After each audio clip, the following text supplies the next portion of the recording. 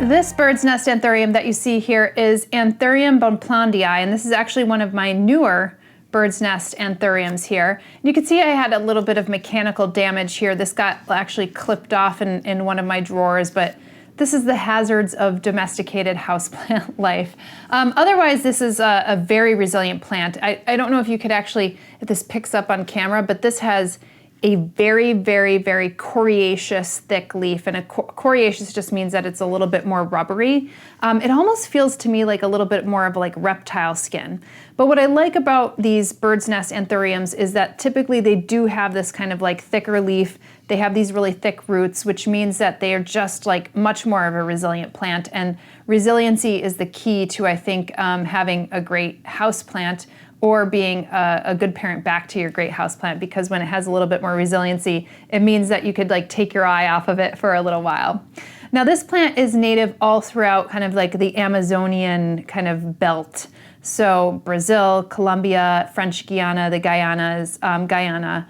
I'm sure there's a few more in there that it's native to. So these are, epiphytically kind of growing a little bit more in the understory of the forests. So they are accustomed to actually drying out a little bit more. I have this one actually kind of in the middle of my southwest facing window. So it's not like in my southwest facing window by any stretch of the imagination. And I don't think it would handle that amount of light, but it kind of gets this like angled light that actually comes in.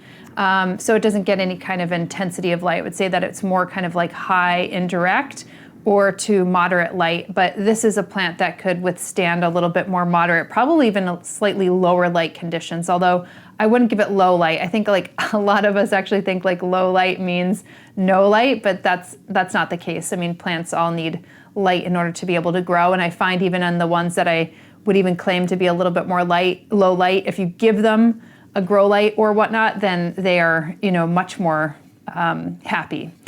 So as far as propagation goes, I mean, a lot of these plants are actually propagated through tissue culture. So I think you'd have to focus more on kind of seed growth for these. So these anthuriums are typically a little bit more slow growing.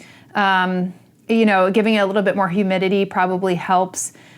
However, having humidity is not a necessary factor, especially because these have this nice thick cuticle. They have really thick leaves, and like I said, they have very resilient, thick roots.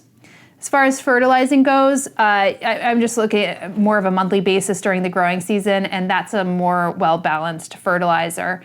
And I haven't had any pest pressures. This is a relatively newer plant in my collection, so I can't tell you if it's going to have any pest pressures in the future, but for right now, it's actually fine and doing just lovely, minus a few bruises from mechanical damage.